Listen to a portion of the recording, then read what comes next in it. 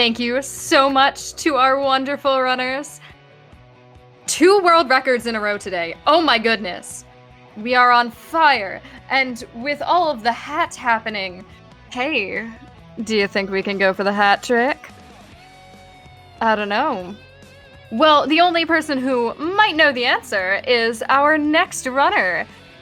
We are getting ready right soon for the Liar Princess and the Blind Prince with our astonishing Sharif. So, please, chill. Mull over your options in terms of naming that doggo. Please name the doggo. I really want to name a dog. It's so exciting that we made that goal. But enjoy the tunes and mull it over, and I will be right back soon to check in with y'all.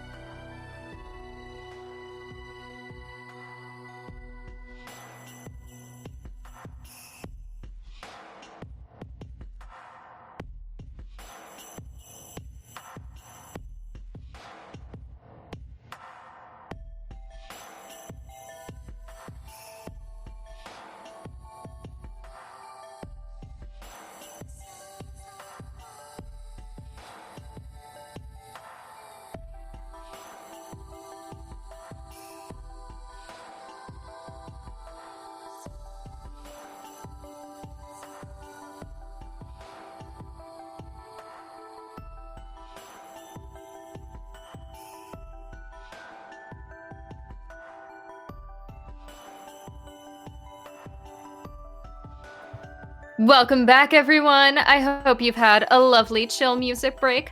We're gonna run right into our next run, which is The Liar Princess and The Blind Prince with the one and only Sharif. Hey, how's it going? Take it away. Everybody, my name is Sharif. You might know me as Sharfers in Twitch chat. Hi. Yep. So I'm here playing The Liar Princess, The Blind Prince. It's a solo game, one-player game in this multithon. I'm here with my friend Mash to help with commentary. How's it going?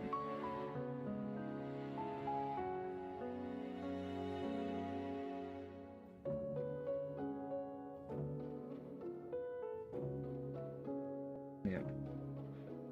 Almost certainly, yes, we will. All right. Yes. Very, very handhold heavy this game, so I'm really excited. I need to do one thing, and then we can get started. All right, I've done the one thing. All right, so let's hit new game.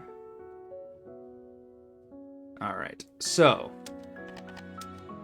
time will start here. Yep, time will start when I hit OK here, so we'll start now, and then we'll kind of just get into the game. So we'll start here in 3, 2, 1, and go. Here we go. Now loading. Immediately loading screen. All right. So this is 4 minutes of mashing through text. So unless you are a very, very fast reader of Japanese, you're not going to be able to really follow what's happening here, but we'll fill you in. It's okay. How about some background? Mash is the lore expert, so I'm gonna just count on them to help me with the lore part of this. Yeah, so to help us get acquainted with this game as we're getting through the beginning of the game, which is an adorable, sweet story all the way through, with the struggle that we go through. But Liar Princess, Blind Prince was released internationally, actually on February 12th. That is today, of this month. In 2018, just for some clarification. So this is super exciting, just because of that. It was created by Sayaka Oda, who was originally a web designer. Not a game dev, but then worked with Nippon Ichi to make this game possible, and it pitched it in an internal pitch, and her work was granted a full treatment to get a release with music featuring the talented Akiko Shikata, who's been doing music for over 20 years. So two very powerful women that have created such a lovely story experience, who then went on to make another game. Completely different genre than this game that you're about to see.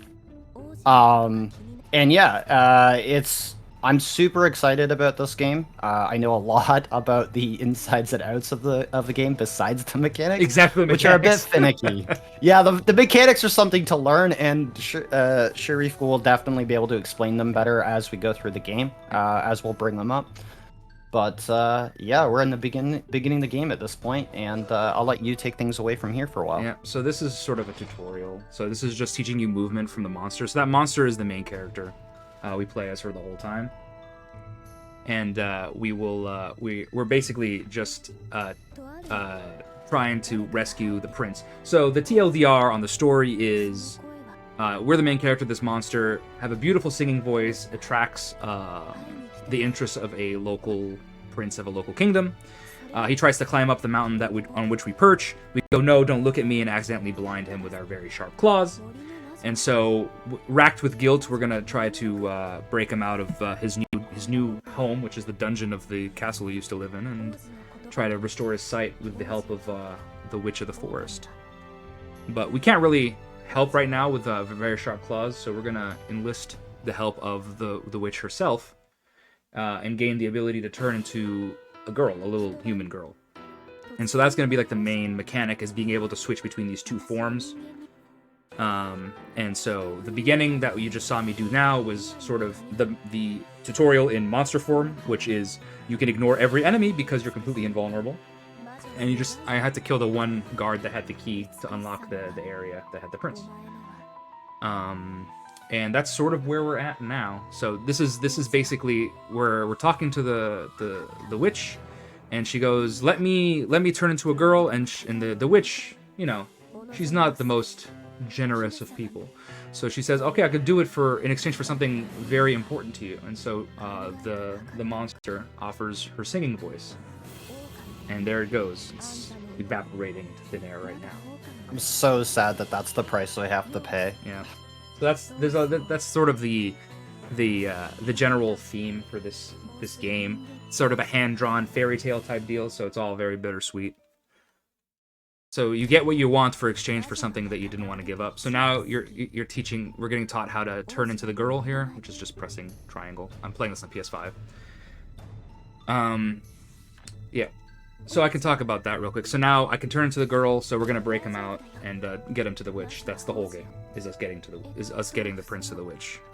He can't see, so we're gonna have to lead him around by holding hands. So we are going to be some very serious hand holding here. So yeah, and you have to hit square to keep holding his hand. So we're gonna get. Yes, it's important that we hold that button the entire time that we need to be holding his hand, because it's very easy to lose the prince if we let go. And think of it like if you're playing Mario and you want to run and you have to hold down like the X button. That's exactly what's happening here. All right, and we're actually playing the video game now. So the whole point here is you're trying to the game is trying to very slowly teach you all the mechanics of the game. And so the very first thing is you got to protect the prince by letting go of his hand and turning into the monster and killing the enemy, or you can just jump over all the enemies and ignore all of them, which is what we're going to be doing for most of the game. It's just a very pacifist run. Most of these early game enemies are pretty toothless, they're not that scary. As long as you say that, but they're raccoons with giant teeth. They scared the ever-living bejeebus out of me. They are. I remember the first time I played this game. That was the first time that the prince got chomped by one of these bad boys. It was definitely scary. But there's a pretty forgiving window. So if you get through this whole area without killing anybody or getting hit, you get an achievement. It's the pacifist achievement. So there you go. So you also get another one if you clear the area very quickly. On a record time too. So this is the first puzzle mechanic that we were introduced to, which is the lever mechanic and the seesaw mechanic. This game is going to turn into a puzzle platformer, more or less. And here's the pressure plate. So you just sort of do that, and that's it. So how you're supposed to solve that last one is you're supposed to get the prince onto the thing and then press on the pressure plate and then turn into the monster and then jump up, because the monster can jump much higher than the girl can, right? So. But you can just make that jump, and that's how you one cycle and sort of skip a bunch of puzzles, is that if you do a precise jump instead of trying to be fancy pants, if you try to be fancy pants and do precise jumps instead of doing the puzzle as intended, you can save a bunch of time, which is what's going to happen here. Or you can be fancy pants and fail them like I do most times. You will definitely see me fail a trick here. If I get all of my tricks first try, then I'll PB. So. I've never done all the tricks first try or done deathless or anything close to that. Getting deathless is very challenging. Not gonna lie. To give you an idea of how much time doing first try tricks and deathless is, the world record in this game is 55 minutes and change, high 55. My sum of best in this game is a low 104. So doing all of the tricks, there's some crazy stuff in there. There's some really, really inadvisable tricks that the world record does. But if I get all the tricks first try without dying or anything, and if my movement's crispy, I can probably get a low 104 or low 106, high 105 probably. So that's what I'll be hoping. I wanna point out that we just did the most important part of the early game, and that is to give the flower to the prince. Yep. I have a little emote that I made based on that exact motion of the princess giving the prince flowers. So this is a mechanic in the game that we're largely going to ignore. There's 2 required flower gives because they're important to the story, but the rest of them is they're just optional collectibles, and it's very cute. Don't jump too early. There we go. So yeah, the little micro jump when you can't really jump in that space is so tight. It took me a while to get good at that. I always end up wanting to do is I always want to jump too early, and I just jump right into his maw. You can one cycle this, but I'm just gonna play it safe. But the other important thing to mention too is that a lot of the other objects that are moving, like the turtle that we just saw him cross, like they're all on cycles. So if we get there too late or too early, we could be losing time instead of saving it. Yeah. So that is always one cyclable, regardless of what cycle you find him on. You just have to grab him in the middle. There's an important thing, an important mechanic, which is coyote time jumps.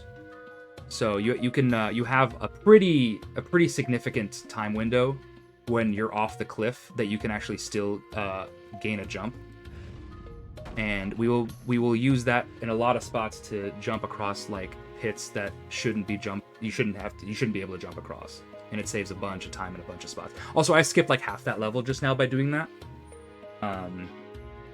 What happened there is those planks cannot hold up any humans. It's these planks right here. Sorry. So that's what happens if you do that wrong. But so what I do is... That's such a tricky jump. That's a hard jump. But what I did in that previous level is I turned into the monster. I left the prince on top of the turtle, turned into the monster so that I wouldn't sustain any fall damage. And then the prince himself is safely on top of the platform, so he doesn't die either. And you just skip a whole bunch of that level. Hey Raiders, welcome to Multithon. This is a much easier one to skip. Way more forgiving.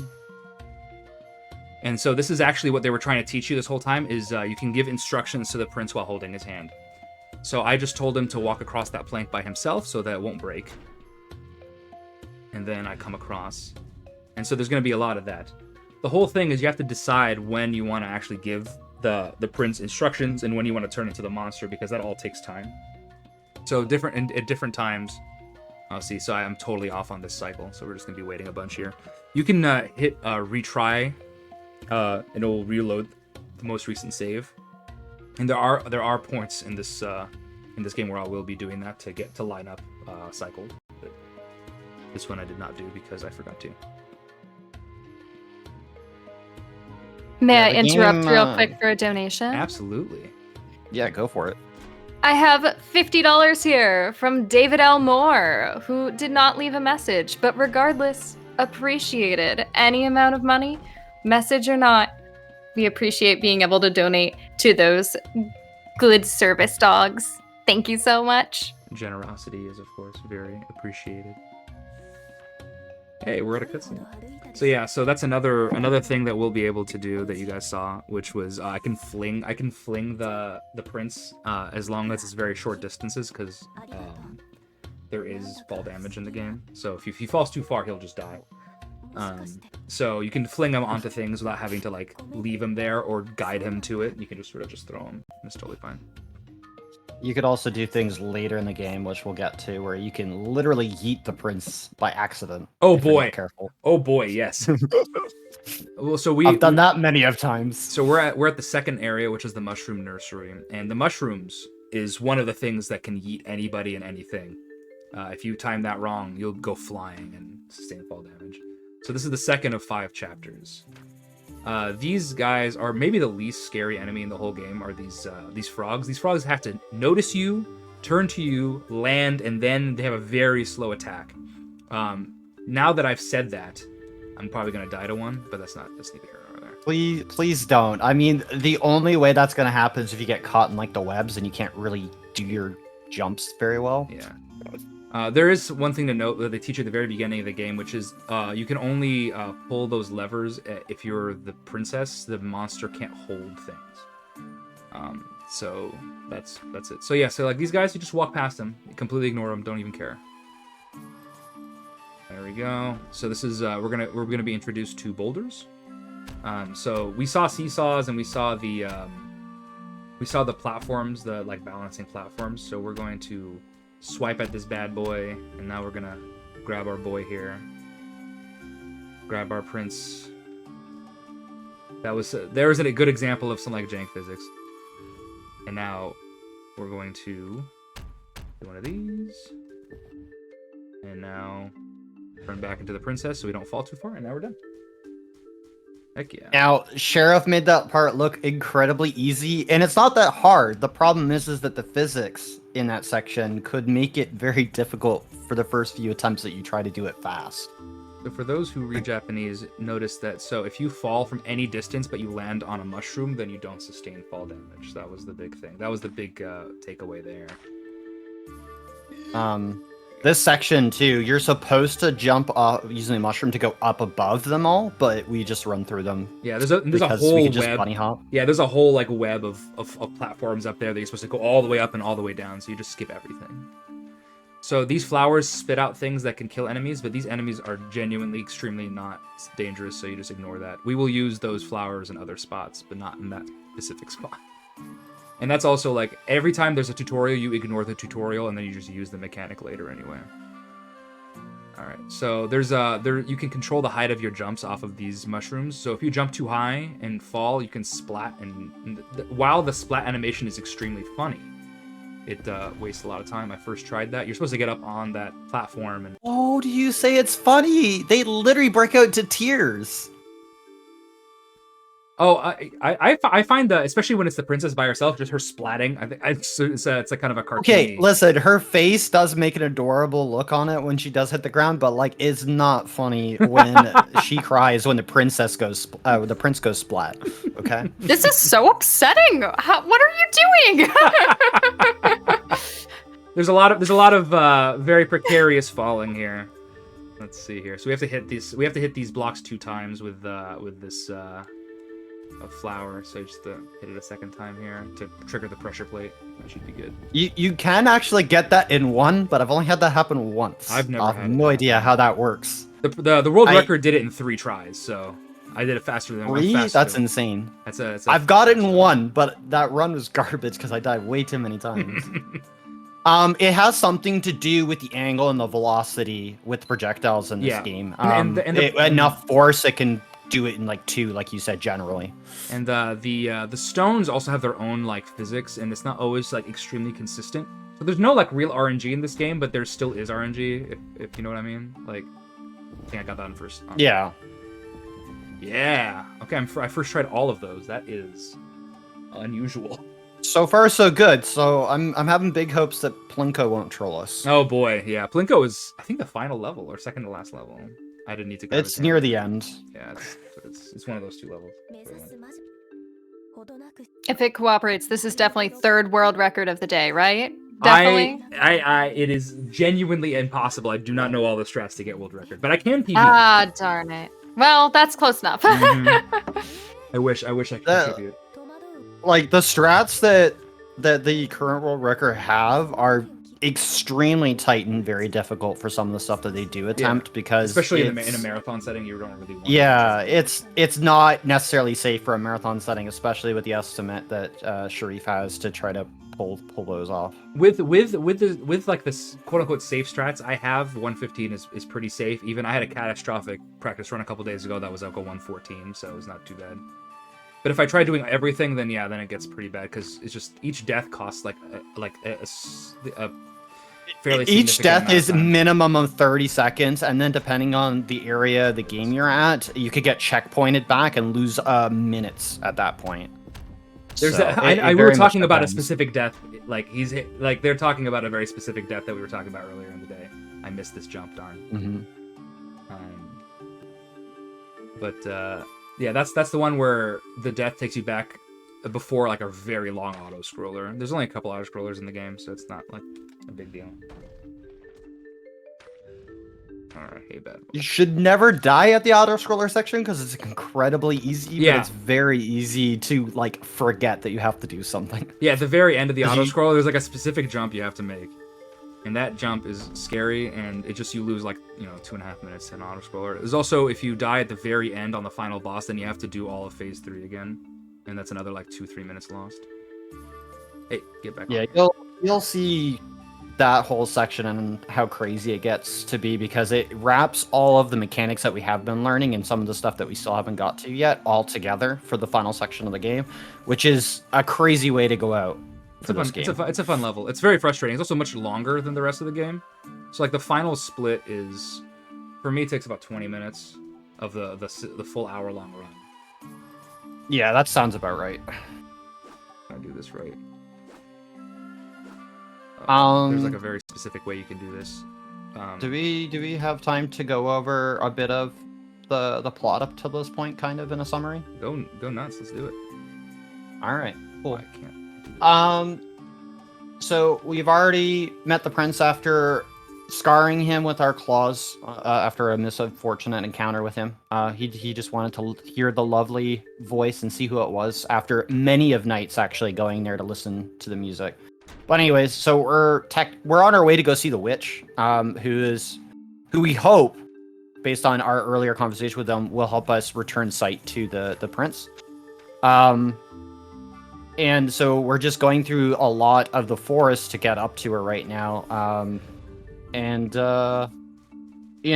He being not able to be seen is quite devastating. Oh! That's such bad luck. That's such bad luck. That was the one thing I literally said, not just before this run, that I hope doesn't happen, because Yeah. it always gets me. Yeah, that was me being a little bit greedy. Like, I could have stayed back. There's like a safe area where that enemy can't hit you. And I always keep the prince back there because he's helpless. But I usually have enough time to land and turn into the monster before he comes there. But didn't have it that time. That's all right. So yeah, those boars charge at you, and the first time you encounter them, they charge at you from off screen. So it was just unfortunate timing. There we go. Now we're done. That's what you're supposed to. The world record does a thing there where you hit the boar once and then you run through the boar during its iframes. And it's very impressive, but also very scary, so I don't do it. So we've met these goats, and we're going to feed them meat. But there was a whole thing at the end of the previous level where we try to feed the prince raw meat, and the prince barfs up everywhere, obviously, because humans. I thought that whole scene was adorable. It's very I loved funny. it. It's very good. So the prince insists on cooking the meat with fire, but all the monsters are afraid of fire because fire kills forest. And so we make the prince hold the fire, and this is the first time that we have the prince hold something, which is a very important mechanic, which is the princess can't hold anything, but the prince can hold stuff. And so we will be using that a lot. I do like that dynamic because it gives importance to each character, and it's not like we're just like having to chaperone the prince the whole way through. They literally have an important mechanic for the game as well. Yeah, they do. Yeah, and the prince does everything we tell them to do, basically. And eventually, coming up later, we'll be able to actually instruct him from like remotely instead of just hold. Because right now you have to hold his hand and then give him an instruction and then sort of send him on his way. Yeah. Once we're able to give verbal commands at a distance away from them, it really does open up a bit more cool things that we can do with some of the clever ways that we can like skip through some of these puzzles a lot quicker. So these are these goats that we saved by feeding them the cooked meat. And so we were talking to the goat, and the goat's like, you like this boy, don't you? Like, actually. And you're like, no. And then it's like you discovering that that's maybe not the case. There was a conversation in that as well, where the goats are talking to the princess later, and they're like, "You're just keeping her around for food later, right?" And she's like, "No, I would never do that," because she feels so guilty about the situation. Yeah, exactly. So that reset was to reset. Hopefully I did it right, but this is to reset the pattern on these upcoming moving platforms. Keep going. Sorry, I just mentioned. I was just gonna say too, and during that whole ordeal with the goats, the prince thinks they're just other humans. Yes, the prince doesn't know that. Oh, that's unfortunate. I don't know what to do now. Actually, no. Which is the whole reason he suggested that we cook the meat in the first place, because the goats would have just ate it raw anyways. Yeah, he didn't. Yeah, the prince doesn't know that we ran into other monsters and that we're helping other monsters. That's actually the problem. So I actually did get the right. What happened there is I actually did get the right pattern on the moving platforms, but I jumped up onto the platform and our prince stayed behind gallantly, and so I have to go back down and grab him. Yeah, that can happen quite frequently. With the mushrooms especially, it happens. He'll just either he'll go flying or we'll go flying or whatever, and it's very unfortunate. I literally think it comes down to the velocity and the distance in which you're currently positioned with the hand holding, because like the hand holding acts like a rope, and it can only go so far before it lets go. And there's like definitely like a slingshot effect. Also, fun fact: if you fall in that area right there to the left below us, it's a soft lock, and you have to reset. Yeah, there's a couple interesting soft locks. in the run that could potentially happen if you're not careful. But you can always there's a retry button, so you can always retry a stage. yeah, like you're not really pressed against the soft lock happening, thankfully, because a lot of the checkpoints for the retries are pretty forgiving. Yeah, it's a pretty forgiving system. So this is the last puzzle of that level. That puzzle is very hard the first time you do it. And there's a whole other part to being able to do it casually. I remember. Oh yeah, we skip a bunch of stuff there. Yeah, so the speedrun skips a bunch of like difficult puzzles, because they're just unnecessary or they don't they're for collectibles. All right, we're in the Witch's Garden. This is the third level. Yeah, this section in particular, when you first come to it casually, will make people's heads turn. So this is the longest, casually, this is the longest, the one that took me the longest. And in the speedrun is easily the shortest level. It's not even close because you skip everything. The speedrun will make very quick work of this level, but like casually, you're gonna come here and get stumped. And it has a little bit to do with the fact that you're warping around using these portals that we're seeing going through, but it has nothing to do with that. It has more to do with some of the unique enemies, like the ghosts that turn into platforms. Those are boo blocks. And the fact that there's essentially, and the fact that there's some riddles that we have to solve, and that's the part that usually stumps people casually. Yeah, it's very puzzly. Around longer. It's a very puzzly level, and so as usual with speedruns, is that puzzles are not very hard once you already know the answer. So we just solve all the puzzles immediately or ignore them depending on. All right. So there's 3 areas. So there's a lot of very unique mechanics. It's a very different level from the rest of the game. So I think this is the first puzzle. So this will give you a prompt right there. I can't read that, but I know the answer, so I don't care what the prompt is. So I'm just gonna answer the prompt for that one is specifically asking us to count the number of colored lanterns that we passed up until this section. I thought that was the last one. I thought the last one was... No, that's the first one. Oh, really? See? Shows what I know. Yep. And then that allows us to get the correct number of colored lanterns in order to plug in to open the door. I believe. I could be wrong, and that could be the last one. I think it's the last one. I don't remember what that first one is anymore, actually. I'm trying to remember the order. It's been a while. Like I don't read the text anymore in the game. Exactly. I go through the game really fast, and I just watch the cutscenes for a break occasionally, because why not? So this cutscene here is the prince asking the princess to sing, but we don't have that singing voice anymore, so it's not going to go great. Oh, okay. I know what it is. I just have to look at the numbers. So yeah, the first puzzle is actually asking us about you know what? I don't even know. It's the 263. Whatever the 263 puzzle is. The 593 puzzle is the one where it's the colored lanterns in the back. Yeah, I don't know what 84 the 593 is the colored lanterns. I didn't even look at the input numbers you gave. That's why it confused me. But the second one is the easiest puzzle out of all of them. All I know is that the answer is 84. That's all I know. Yeah, the first and the third puzzle are pretty easy, and there's an optional fourth, but we're gonna skip it because it takes way too much time. Yeah, well, and also it gives us nothing. It gives us, I think, a flower. Yeah, our reward is a flower, though, so pick your poison. Come and get me. There you go. Got him. That's another one where you can, if you're brave, you can hit him once and then run through his iframes. I'm not brave enough to do that. I'm also not brave enough to do that. So this is 84 is the answer here, whatever it is. Yeah. It's asking you to count how many legs or wings are on birds and humans for this puzzle. I don't remember the exact specifics, but it's in specific enemies, right? Also, if you mash very hard here, you can actually increment that much faster. But I have so many arm and wrist problems that I refuse to mash hard on anything. The only like forgiving advice I can give for these puzzles is don't overthink them like I did, or you'll spend hours here. Just it's a mind game in itself. Don't play into that mind game, okay? There we go. If you jump at the right time, then that boo block will always be in the right spot. We can just ignore this completely, by the way. Fun fact, that'll just save time. So this is supposed to teach you that the boy with a lantern is treated like the monster, which is that the enemies will run away from you. But once again, these guys, as long as you jump, cannot hit you. So we're not gonna touch that lantern roll, and you save the 30 seconds. Yeah, as mentioned earlier, monsters fear fire, so effectively makes the monsters want to avoid the prince.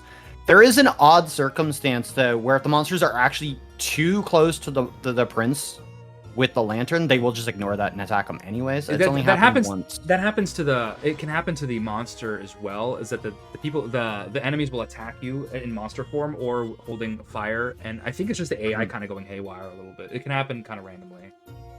Yeah, I've had it happen once in a solid run, and it was when I dropped down with the lantern into the later section here. Yeah. So that was the optional puzzle we just skipped. Those double planks, you need to have 3 like people worth of weight on it to break. So that's why I'm always turning into the monster to break those. All right, you're supposed to. You can just jump across here. So this is now we know how to call to the prince remotely, and we're gonna. They want us to do this and have him cross all of these planks a bunch, but that's the only time we're actually ever gonna do it. You can just jump off everything yourself. This is my favorite one cycle in the whole game is coming up right here. I want to see if I can do it first try or at all. I hope you do. It'd be very poggers. This is my favorite one cycle in the game. So what we're gonna do... I believe in you. I believe in me too. There you go. So the whole thing here is that once you light this lantern, this moving platform will start going up and down, and you have to wait for it to go all the way down and all the way back up. But you can just... Oh, one more time. There we go. Oh, there you go. Nice. So, good job. Yeah, second try is not too bad. And so there's a lot of things that can go wrong there. So you have to set down the lantern on the trigger point for that lantern, and pick it back up on the other side, and then basically do one of those yo-yo jumps. I like to call them twirls. Yeah, the little twirls. Yeah, that's we can the same thing. Yeah, twirls is good. So you could do one of those twirls and then have the prince land back on. If you take that jump too high, the prince will actually suffer fall damage. Here's another. This is when you're supposed to go up top and then guide the prince from above. But the good news is you can just do this instead, and it saves at least 2, maybe 3 instructions here. So then you can just grab his hand and then have him. I'm a scrub. I do the intended way for this, unfortunately. I'm sorry. It's funny because this actually is pretty forgiving as long as you're close enough to the edge, and once you do the instruction you just jump off. It's pretty I was safe. just never sure about the distance Yeah. that I could get away with that part, and that was like one of the reasons why I decided I just don't want to attempt it. I'm just gonna kill everybody here. They're all dead. You theoretically could just walk through everybody here without killing anybody, but that's just a safety thing. So yeah, this is supposed to be a really scary, dangerous area, but if you know where to go, then this is all very simple. So first we grab the pot, the little lantern, and now we're gonna light it on fire, and then we'll light the 2 lanterns up top on fire and get the heck out of here. And that'll be the end of this level. And it's actually gone quite well. Yeah, we should have a cutscene coming up too, so once that cutscene starts, if there's anything that the host would like to read off, that'll be a perfect time for it too. So here, Wonderful. I'll wait for then. yeah. So this is the area you're supposed to stand on the pressure plate, send the prince over, and then bring him back. But you could just do coyote time jumps and skip the whole thing. Very brave coyote jumps. But there's almost no. The only thing you're gonna lose is time. There's no way to die because you just land on those mushrooms on the bottom, and you just go on the left side of the left side. What's the word? The left side warp zone, and then you can. Yeah, so this pit that he just fell into is where if there's a monster right underneath you and you have the lantern, it can kill you. That's just yeah, you could just die anyways. And the boar, I believe, if he's already charging, he will just kill you. No matter you don't have what, time. so. You won't have time to change to the monster and kill him. So this is actually you bring him. This is a speed strat. You bring the. You don't actually start holding the. Anytime there's a cutscene before the beginning, on the beginning. You start by not actually holding the prince's hand. You have to go back and grab him and pull him. This is the one time we actually want to do it because you can bring him all the way to the flower. It saves a bunch of time. So yeah, here's the cutscene. So yeah, ready? May I sneak in? Because we have a $10 donation from Scout JD, who says, the lovely and simple, let's go! Let's go! Thank you so much. We're trying Let's to go. go. We are. This is the Mario game? Huh. There's a lot of Changed Mario the art stuff. style a bit. Sometimes I feel like it could be. Yeah, there's boo blocks. There's coyote time jumping. There's mushrooms. Yeah, when did Princess Peach break out the black hair dye? It looks good. I like it. I like the goth look. Yeah. The other thing is too, I just like the aesthetics of the character design in this game because Oda really outdid herself with designing this game entirely. Like it's insane how well this game is put together. gorgeous. This game is really pretty. It's one of my favorites for sure. I'm killing all of these enemies because they have very aggressive AI, and there are ways to avoid them, but they're very annoying, so I prefer not to. Yeah, theoretically, you could get through most of this entire cave area without killing any of those like bird, crow, scorpion tail whatever, things.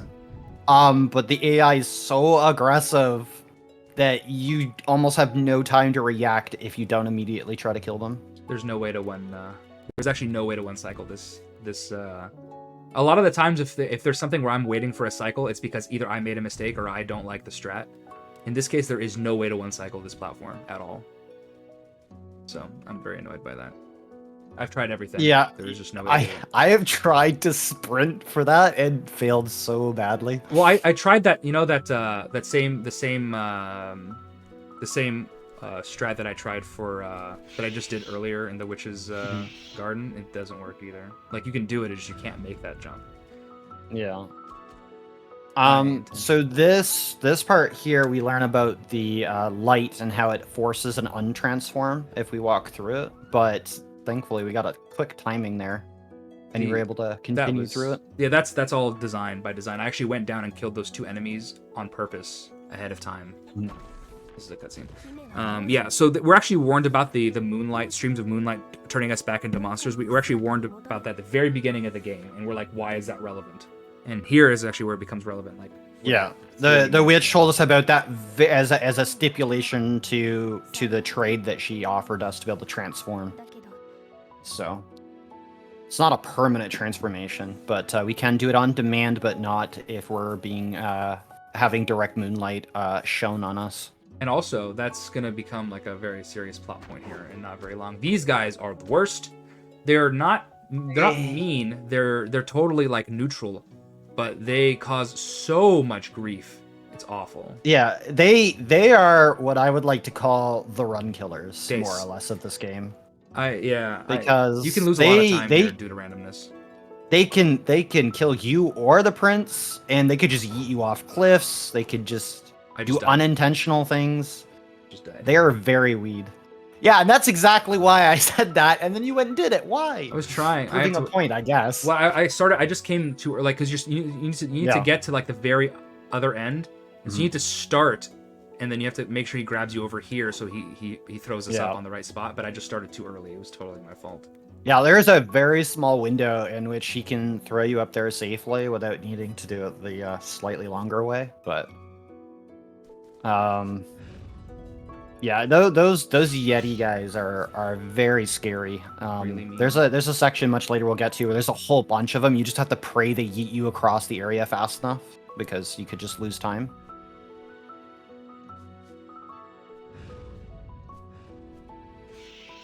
I'm actually gonna wait a whole cycle just to kill that one enemy. Yeah, it feels bad, but like it's worth it to not restart on the checkpoint here. Make this jump. There it is. That is. I was gonna say if you missed that jump, I'd be very sad right now. It's actually really tight. It's actually a really tight jump, and you die. You don't make that jump. So I had no reason to do that other than pure swag, and I did it anyway. I mean, I've done it every time, and I haven't failed that jump. Oh, I have. I mean, I know that you can die there because I did it casually, but during attempts, I've never at least failed it. Get back here. It seems like as long as you're holding the jump button and you get right to the edge, you can make it with all the momentum. Yep. We're gonna splat. I think the worst thing that could happen in that part is that you actually get too much height, or you didn't let the platform go down far enough that you bonk and then lose it. Which has happened. Yes, you can absolutely bonk. I'm dead. I'm dead. I'm dead. I'm not dead. Oh! Ah! We did Clutch save. So happy about that. Yeah, so Pro strats out here. So that burb, That bird can sometimes just be in the worst possible spot. I was not expecting that. That bird is usually way on the other side, so I have lots of time to turn into the monster and go grab it. But this time it did not happen that way. Oh boy, physics at work here. Yeah, the hand holding when jumping extremely high and fast can be. There's a whole strat to like those jumps, so you don't actually splat from jumping that high. Also, I'm gonna let you go, and then we're gonna go grab the. So this area, you're supposed to bring the boy and have him carry this and blah blah blah, but you can just do this instead. Yeah, we can whack it all the way over, which is much safer and easier. And if I happen to kill two of those enemies, that's a perk. Totally unnecessary, but they bother me, so I'm okay with them dying. Off we go. Yeah, so surprisingly, with this game and the sequel, well, I wouldn't say sequel, but I guess it's in the same universe. Like, the enemies are deceptively cute and adorable, but very mean. Yeah. When you really... Actually, in that second game... Okay, I'm going to try this jump a couple of times. This is the most precise jump in the game. So I'm going to try it a couple times. And hopefully I can do it here. So. Nope. I'll try it one more time. And if I don't get it, then I'll just do it the intended way. Yeah, the intended way is for us to hit that block up as the wolf, so that the Yetis throw the block up that will then land on a pressure plate to drop a platform, which we have to wait like approximately 10 to 15 seconds for it to fall down. It just depends on how quickly they throw the block up. I jumped one frame too late twice. I'm gonna try one more time. It's okay if we lose like a minute here. It's no big deal. It's a pretty generous estimate for the most part, unless like everything else goes wrong. But it's been a pretty good run so far, so we'll keep trying. We still have the blind section to get through. Right. All right, we're just don't forget. Never tempt the fate of marathon luck. In my last marathon run of this, I got on my third try, so we'll just do it the intended route now. So you can basically do a really precise coyote time jump, and then if you jump again, as soon as you land on the other side, then you can drag the prince up with you. Because he does not have enough strength to actually make the jump himself. But you can kind of abuse the physics in the game. Because the princess herself can make this jump, but the prince can't. He just starts too far back. But you can also probably get something in there now as well during the wait for the platform. If there's anything, otherwise we can just vamp some more. I mean, I would love to remind everyone that since we have met that $3,000 donation mark, that does mean we get to pick the name of a future service dog puppy. There is a poll on the Tiltify right now if you'd like to influence what we are naming an actual dog, physical dog. This is not a video game. This is a real dog. It's going to be fluffy and cute, and I can't wait to see what he looks like. But we have some name options for you that are all names taken from other games in the marathon. So please go !donate in the chat, and if you can give anything, Blue Path is an incredible cause, and you can determine the future name of a dog. It's pretty amazing to me. What are the dog choices? Pretty There's like awesome. There's like 5 dog choices, there right? are indeed 5 dog choices. Our current leading dog choice is my personal favorite, Thunder from Signs of the Sojourner, but we also have Kevin from Overcooked 2, which is in 2nd place right now, Daffodil from Spiritfarer, Sumamo from Final Fantasy IV Free Enterprise, and Rush from Mega Man 2 The Power Fighters. If any of those speak to you, go check it out. So this cutscene is we encounter these birds. They're actually friendly. They're not birds. They're moles. Or whatever they are. These little guys, right? They're moles. They look like moles. birds. You're right. They are I know. moles. I know they look like Mash birds. is right. I thought they were Mash birds is too. right. Mash is right. They are moles, though. Apparently, in the lore of the game, they're moles, and they have this crazy mouth that opens up like. Have you guys seen Stranger Things? Yeah, like the monsters in there, they open up like that. They're so scary. They unhinge their jaws. It's so scary. The whole thing here is, but they only eat flowers. Yeah, we hit one in the head, and they're like, "Ow, we're just hungry." They wanted to steal one of the boys. I call him the boy, the prince. They just wanted to steal one of the prince's flowers, and so we're just gonna get him a whole bouquet to eat. Yeah. Okay, yeah, we're gonna go find some flowers that they can't find themselves because, believe it or not, the moles are also blind. They're blind, so they don't know where to stuck go. Underground. Mm. All right. So this section here, we're gonna try supposed to this. get a lantern to get through here, but we're gonna try to get through it blind, more or Yeah. less. We Which do need the is- lantern anyway, but we're just gonna pick the lantern up. We need the lantern, but we don't need to light it, which is the whole reason why this part is kind of hard. Because in a moment, you're not really gonna be able to see anything on screen, because Sheriff is gonna have to kind of remember the lineups and try to make some. I have the brightness up on I would monitor say- enough that you can usually Yeah. figure it out here. Practice these jumps enough that you can kind of figure out what the lineups are, so you don't lose time here. Yeah. Because one of them is a safety fall, which is, I believe, the first one. The other one is a death. That's a death. I jumped way too That's early. a- The whole sorry. thing, I jumped so early that Yeah. I tried to let go of jump and jump Yeah. again.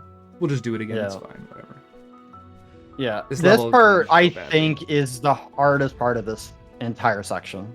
I think Well, just I'm gonna to try give to it get another it go. down. I'll give it, since we already lost the time, we might as well give it another go. Yeah. It's not easy because, like, even though you can turn up your contrast like up a whole bunch, it's still hard to like make out where you are standing for the lineup. I just kind of like gauge it on where that pedal was above Yeah. us. Yeah, But you the can also second do- one is a completely blind one, unfortunately. That one you have to just do it via timing. You just have to know. Yeah. It's just like land, wait, jump, go. Like there's Yeah. there's whole timing to it. Yeah. Hey. I probably spent like 3 hours just getting good at this part alone. So yeah, if you give him the instruction there, then he'll actually land right on top of the lantern, so you don't have to do any extra instructions.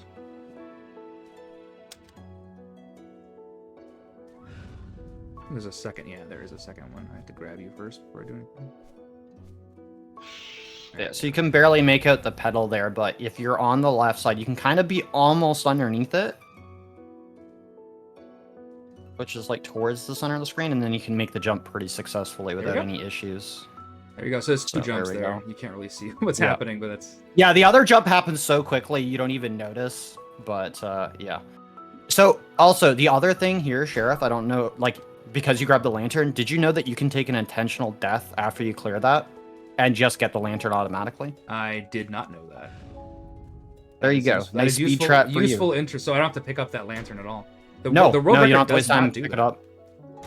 The world record actually grabs Yeah. the lantern, so It is funny that I found that out after spending so much time on this section, but yeah, so if you rush through that section, don't pick up the lantern, you can actually just take a death off the mushrooms, which is so easy to do, and then just get the lantern. Automatically, it'll spawn right where you do at that checkpoint that you cross. yeah, That it saves time. that's beautiful. I'm gonna do that next Yeah. time I do it run.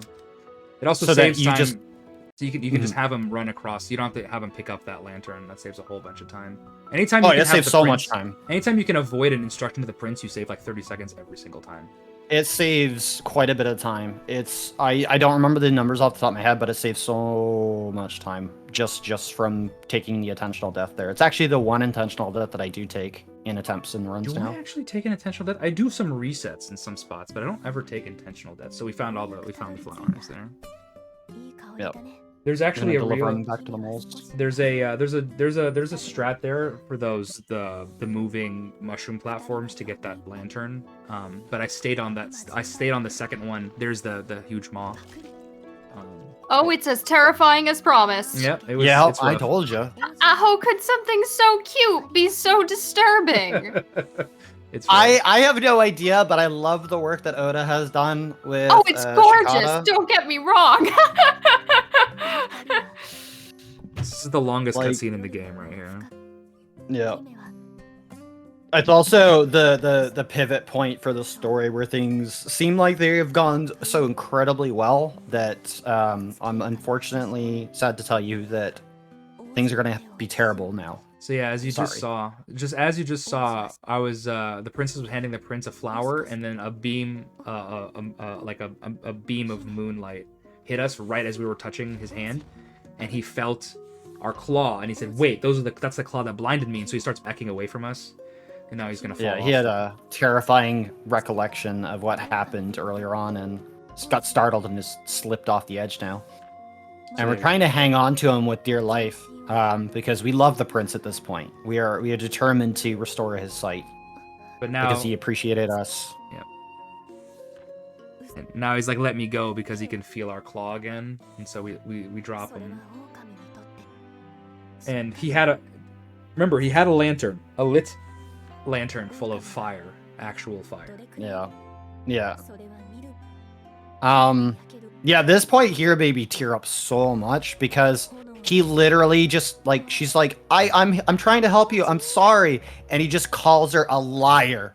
Yeah, the liar and princess. just like literally lets go of her hand, and her grasp slipped because she could have pulled him up easily, but he was struggling and wanted to break free.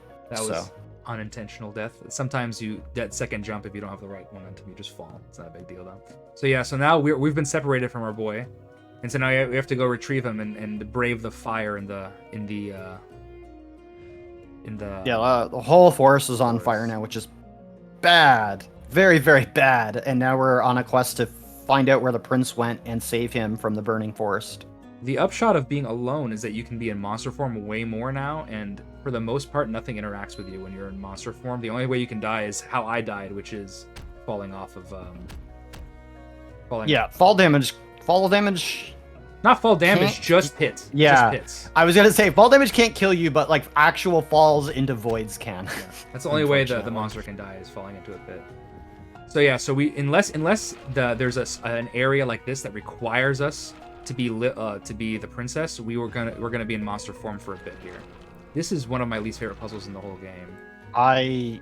Sometimes those ghosts do not cooperate at all, and I get stuck between them and the actual platform. Have you ever had those two raccoons kill you when you fall? Because that has happened to me. Once. I get very salty when that happens. It can definitely happen. I've got killed by a lot of things.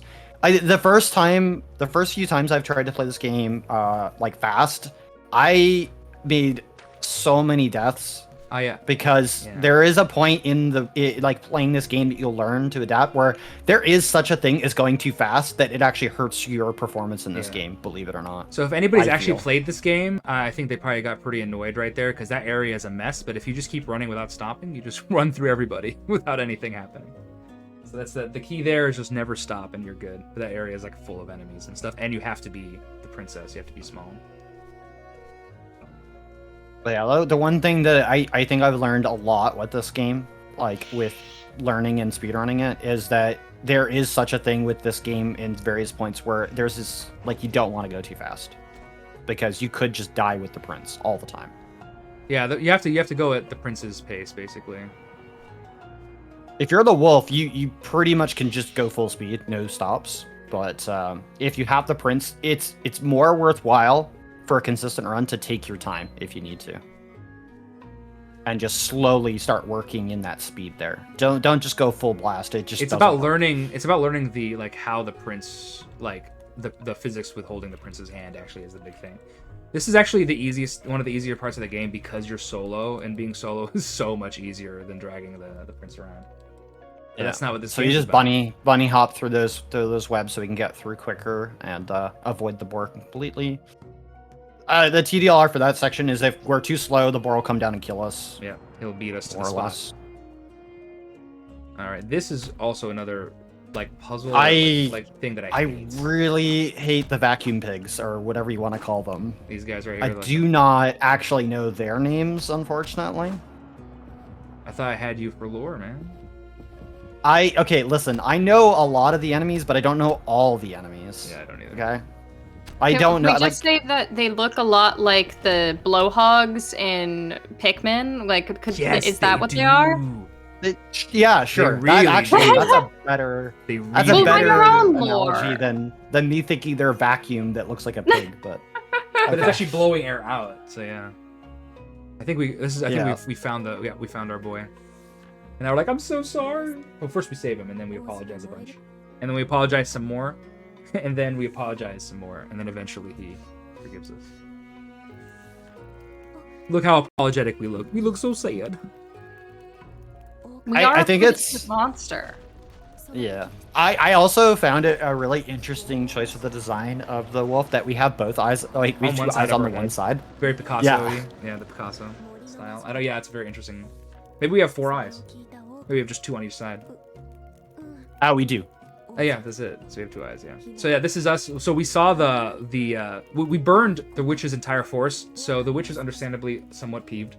So we're gonna unite here for against a common enemy for now, and then we'll deal with the rest later.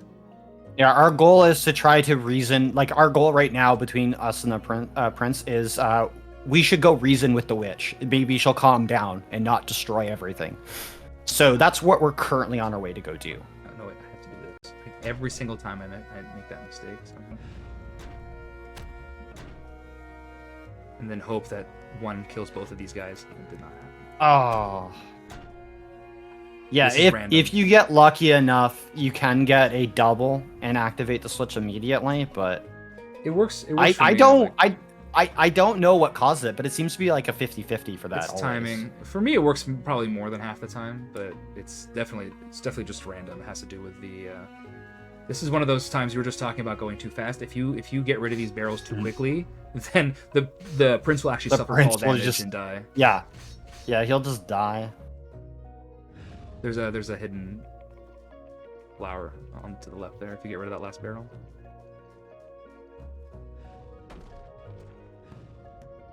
We good? All right, Plinko. All right, can we get it in one? I'm sure this does not include any RNG or Not at all. randomness at all. Nothing. Yeah, no RNG whatsoever. Ugh, awful. Not even close. You can based on the way where the flower is looking, you can kind of try, but really it's just all randomness. It's just the physics engine doing whatever it wants to do. It's Plinko with the physics engine, so have fun. Please. Okay, that's one. All right, that's one. Oh, you need multiple. You need to do both. Yeah, we have to get a 2. You have to do both. Oh no. So yeah, it's very hard. So this is number 5. In my PB, it took me 6 to get both. So You can do this in one try for both sides, but it's so hard to do. well, you have to have it bounce, and then it has to bounce back. So the cone has to bounce down, hit the pressure plate, bounce back up. Then you have to actually move your thing at the exact right time for it to bounce onto the other side. Yeah. I've so never like had the earliest you could do it generally is going to be 2. Yeah. But you could theoretically get it in 1, but Yeah, if you feel have like fun a with boss, trying you that. can do that. I don't think anybody's going to try to have a run with it in 1 with the physics, but I mean, you can give it a try. You're not going to lose time trying. So that's the good news. Yeah. So yeah, this is the introduction of auto scrollers. This is a very auto scroller heavy section for whatever reason. Yeah. I also learned about screen panning in the auto scroller sections and how helpful that can be. Yep. Which is something the game never tells you about. Nope, it's just something you have to figure out. It's depending on which way the princess is looking, it'll pan the screen. Oops. All right. I think this is the first big skip we have in the level. Is it here? I don't remember. Go ahead. I was gonna say, one of the clever things that you can do with screen panning is on auto scrollers, you can actually pan the screen ahead of where you're moving, and it'll actually spawn enemies quicker onto the screen. And then in the section like this, you can actually make the frog that will spawn above us actually fall to its death, but didn't screen pan quick enough for that. But you can do it again. Yeah, it's fine. That was the very beginning of that cut. I haven't had that happen to me in a very long time. I took it for granted. I got lazy. It's such a cool thing to figure out, because it does make this particular auto scroller infinitely easier, being able to just have that frog jump down and die on its own without needing to actually kill it. So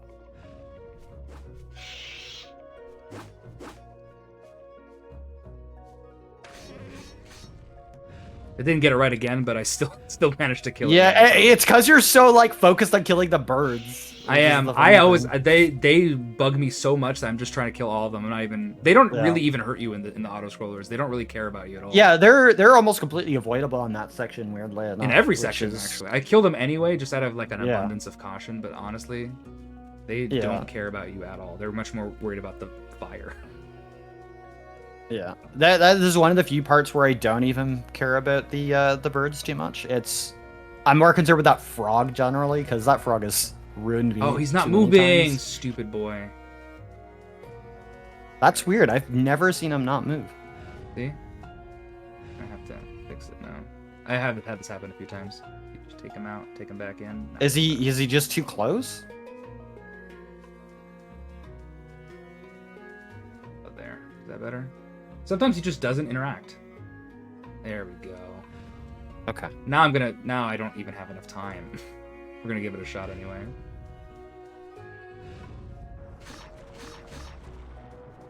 All right, so the whole goal here is to get the prince in a position where he'll get blown onto the platform as we reach the top so that we can make him ascend without falling off, and then come back and get him and bring him across so that we don't have to do it a slightly slower way. We did it! Hooray, we did it. That It was just took a little longer little than bit longer bit to set that up, but we did it. Oh man. While we take the prince for a walk, may I share with you another donation? Absolutely. We got $50 in from Fandangalo, who says, "Shout out to Scala Kitty. Thank you for raising money for an awesome cause. Scala Kitty is one of our wonderful people working behind the scenes to get all of this tech nonsense looking like an actual stream. Magical wizard. Absolutely. Shoutouts to Scala Kitty. And thank you so much, Fandangalo." Shout out to the Yeah, entire shout outs tech to crew. all the incredible tech crew and everybody involved with the Multithon. Like, I know a few of them, and they're all incredibly awesome people. Every single one of them. Yeah. Mash So, and I are kudos both to the very group. familiar with tech stuff and marathons, so we can definitely sympathize. We definitely. Yeah, appreciate I'm all just that. happy I don't have to be involved with that for Yeah, once. yeah. So, This is the longest. This is the longest, but also the least scary autoscroller in the game. Did that enemy just kill itself? 100%. Yeah. So those frogs, these Yeah, frogs it's- do just jump to their death no matter what you do. yeah, screen Oh. panning can make it happen, thankfully. So, Yeah, this is what you talk about screen panning. if you hold the view stick, you can actually pan it even more too. Yeah. Which is like one of the things I do in this. I just hold the screen pan the whole time, and I just You just hold do all the way to the everything right, normal. and then everything Yeah, just spawns. yeah. everything. That's actually really smart. Yeah. Yeah, that's what I did in that previous section too, that you were having troubles at. Yeah. So you can just spawn everything really early. Yeah, exactly. Because like things are spawning as they're about to go on screen, weirdly enough. So if you pan the screen, you'll actually spawn everything earlier so that you can get the desired. So Mash, this is the immediate leap of effect. faith. This is the leap of faith I was talking about. Yeah, this is the part that always kills me. I did not know that you could just do that. Yeah, just do a That's full, full jump leap of faith, and you land on that. Yeah. 100% Okay, of the time. because I keep trying to do like the little baby twirl and just get him to fall down each step, Yeah. and that's so much time lost because TL of trying to do that. So if you die there, you have to do that whole entire autoscroller again. So you lose a lot of time. Yeah, Yeah. that's why I don't chance that sometimes. The intended strat is to like get down on each one. But if you just like take a small jump and try to land on the intermediate mushroom, what happens more often than not is that the prince will fall too far and actually miss Yeah. the platform and just fall to his death. Yeah, sometimes the prince just likes going a little too far off the ledge because as soon as you start a fall like that, like you just lose his grip and he just keeps going with the velocity and the momentum that he has. So this is the last portion of the game. So that's the final boss, which is the transformed witch. We need to hit her 3 times. So yeah, this is the first of 3 times. So each of these like little sections is going to be one of the 3 phases of the fight. So this is phase 1 of the fight. It also involves the most precise jump that I've incorporated into the run, which is here.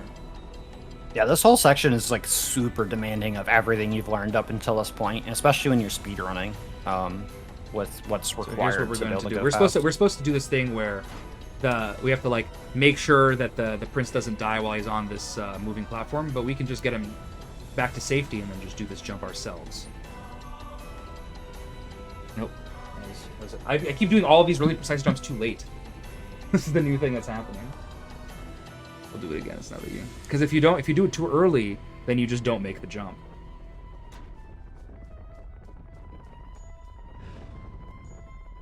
Yeah, if the prince goes on that platform and goes for the ride, you're then locked into a very tight timing to be able to get through this whole section and stop everything from killing him, which is Very nerve-wracking to say the least. I think that's too short. But this does still save a lot of time. Even now, I'm still saving time. Yeah. Even yeah. on the third try. So, but now if I die here, then I officially will have lost time over just doing it normally. Sometimes the swag points of doing the speed strat are still cool enough, even if it's slow. Oh yeah, for sure. This is a fun. There's some fun. These last 2 seconds have some fun speed strats. A little bit more on that. That's okay. We'll keep going. I don't even remember how to do this normally anymore, so we're just gonna keep doing the speed strat. The final boss. Do you remember, Mash? Do you remember how to beat the final boss normally? I don't know how to beat the final boss normally anymore. I don't remember. I don't think I've ever beat the final boss normally. Yeah. To be honest. The intended strat for the final phase of the boss is impossible. There it is. Thank you. 4th try. Like, that's perfect. I don't know, to be honest, if I've ever killed the boss in Touch 8. By the way, those spikes that just spawn in, they can kill you if we're not careful. They have a really weird hitbox. Yeah, they can kill the prince for sure. Again, they can kill you too. As the monster, it's much harder. Too. They can, but it's very unlikely. Yeah, if they spawn on top of you, they'll crush you. That's kind of what happens. Yeah. Yeah, so we have to whack the boss 3 times. 3 times. That was one of 3. It's going to generate a new portion of the stage here, and then we'll have to navigate the new challenges to get there and do it again. Boy, but some new stuff is going to happen. This is so. Yeah, this part usually takes me quite a bit of time to do because we have to wait for these spikes to come up to this is the kill new the boars. so this is the new mechanic we are introduced to, which is these spikes that actually spawn on top of our location. So when they turn red, then they get stuck and you can walk away. And maybe I can kill none of them. That's perfect. That's exactly what I'm hoping for. Yeah, it's this movement. So the boar's movement is extremely erratic here. So anytime they hit somebody else, they'll move. So I got them too. I got 2 of them. So we're gonna just take 2 a for risk 1. here.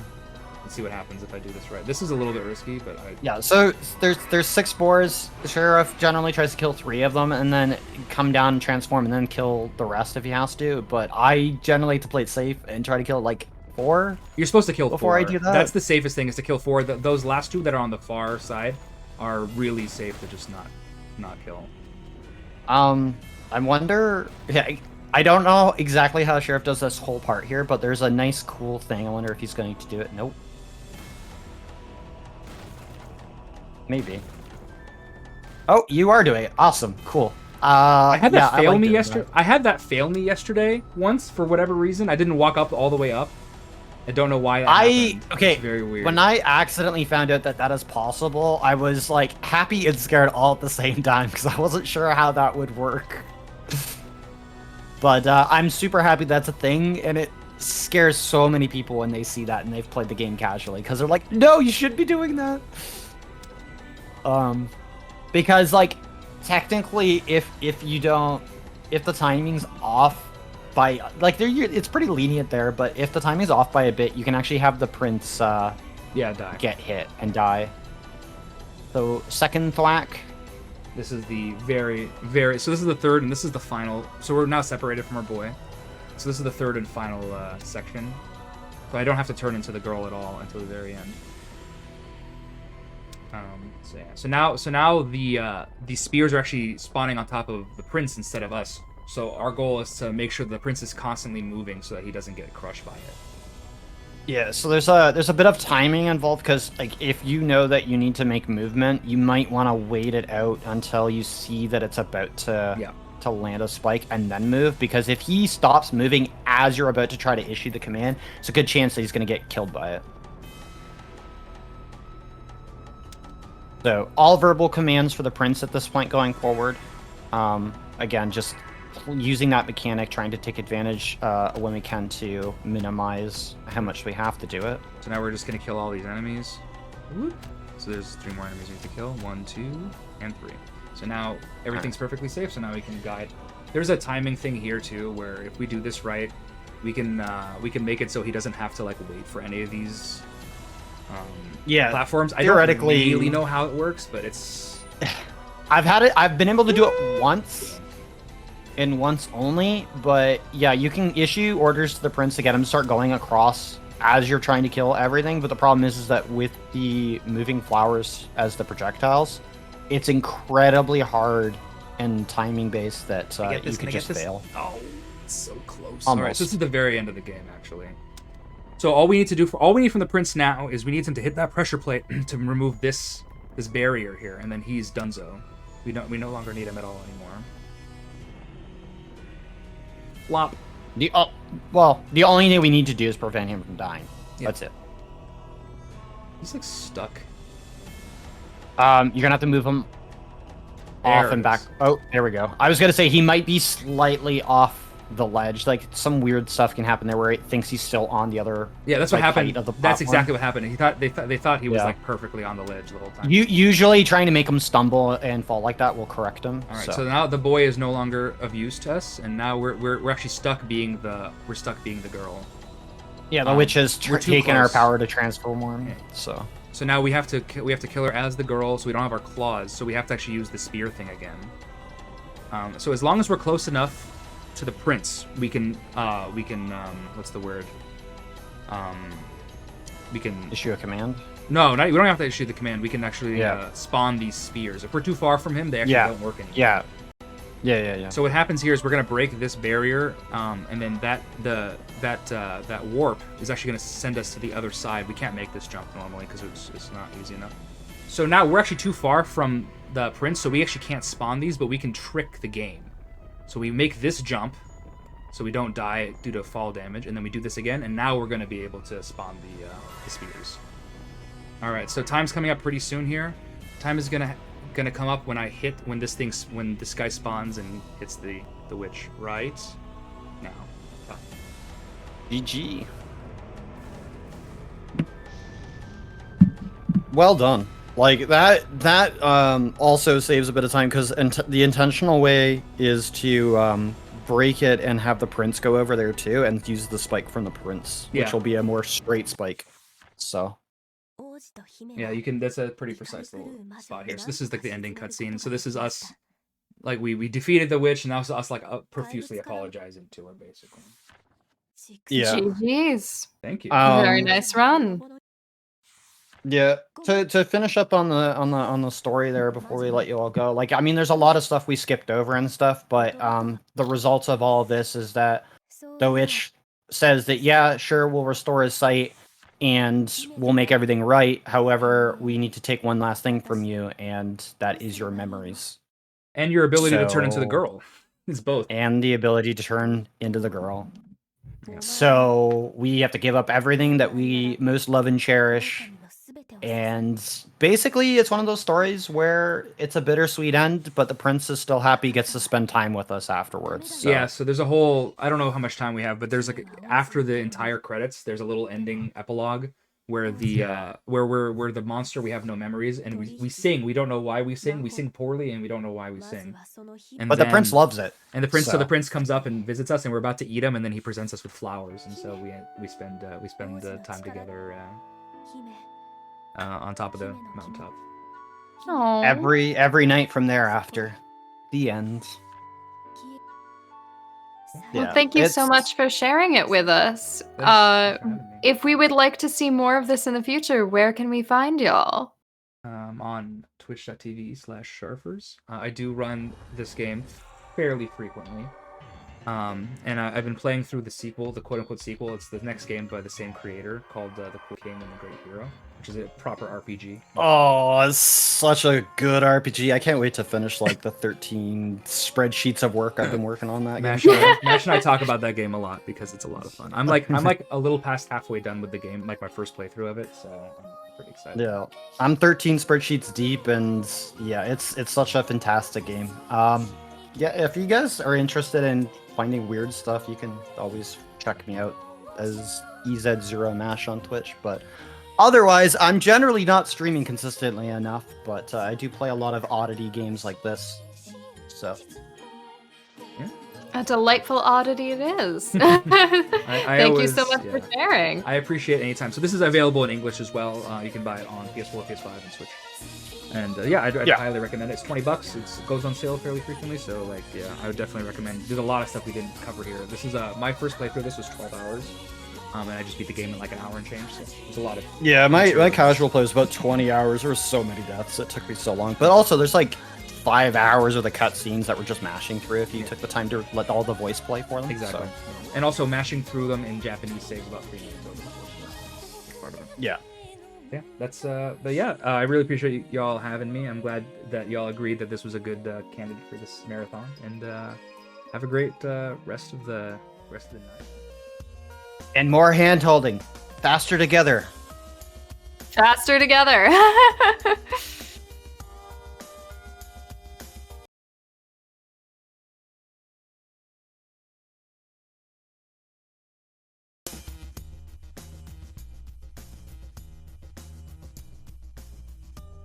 Okay, everyone. Unfortunately, my time with you on host mic is coming to a close.